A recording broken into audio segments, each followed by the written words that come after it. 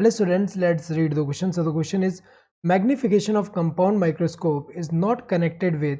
पूछा गया है कि मैग्निफिकेशन ऑफ कंपाउंड माइक्रोस्कोप जो होता है वो किससे कनेक्टेड नहीं है। तो अगर हम देखें माइक्रोस्कोप की अगर हम बात करें, जैसे माइक्रोस्कोप में ये जो ट्यूब लाइक स्ट्रक्चर है इसमें अगर हम देखें ऊपर वाला जो है यहाँ पे इसको हम क्या बोलेंगे आई पीस। ये क्या है आई पीस, और यहाँ पे आई पीस का लेंस है।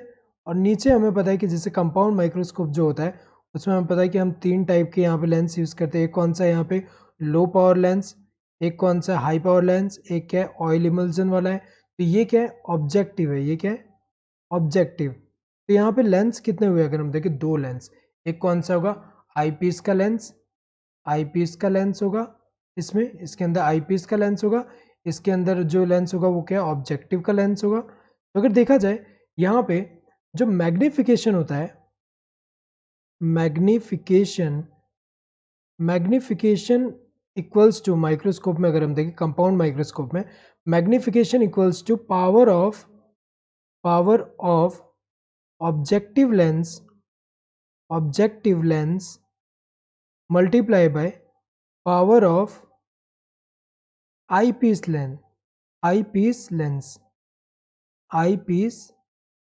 लेंस। तो अगर देखा जाए यहाँ पे मैग्निफिकेशन किस पे डिपेंड करे, इनका जो पावर है उस पर, क्योंकि दोनों का पावर जो है उसके मल्टीप्लिकेशन जो है that will be equals to magnification. और पावर का फॉर्मूला अगर हम देखें पावर इक्वल्स टू क्या होता है 1 फोकल लेंथ। यहाँ पे एफ क्या है, एफ इक्वल्स टू एफ है क्या है असल में यहाँ पे focal length of the lens, focal length of the lens.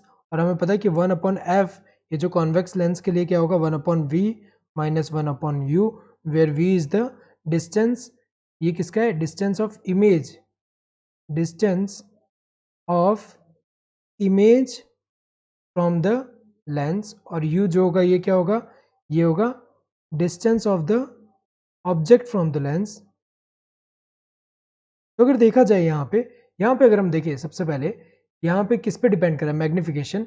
सबसे पहले अगर हम देखें न्यूमेरिकल एपर्चर के अलावा बाकी 3 देखते हैं। पहले focal length of objective, so focal length of objective पे तो डिपेंड करेगा ही, क्योंकि अगर हम देखें यहाँ पे ऑब्जेक्टिव का अगर फोकल लेंथ चेंज होगा, यहाँ पे फोकल लेंथ चेंज हुआ तो पावर चेंज होगा।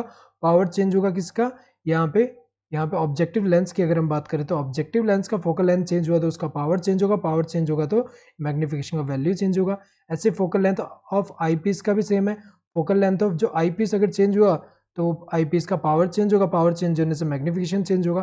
ट्यूब लेंथ भी चेंज होने से अगर हम देखें यहाँ पे लेंथ अगर ज़्यादा करेंगे तो हमें पता है कि ऑब्जेक्ट से जो लेंस का लेंथ है वो चेंज होगा, तो ये यू चेंज होगा तो हमें पता है कि यहाँ पे वी भी चेंज होगा, जिसकी वजह से अगर हम देखें इसका जो वैल्यू है वो यहाँ चेंज होगा एफ का वैल्यू, और जिसकी वजह से पावर चेंज होगा एंड पावर चेंज होने से मैग्निफिकेशन चेंज होगा।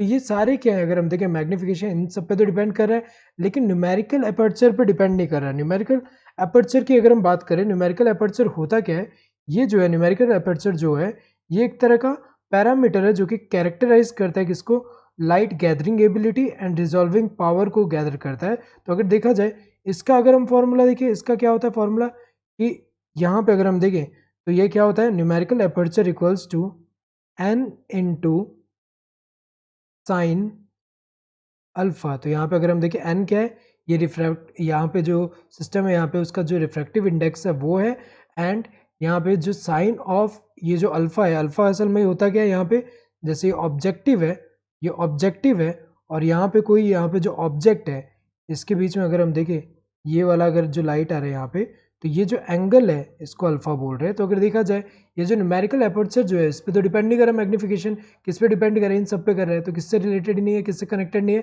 This first one. So correct answer would be this first one. Hope you understood the question. Thank you and all the best.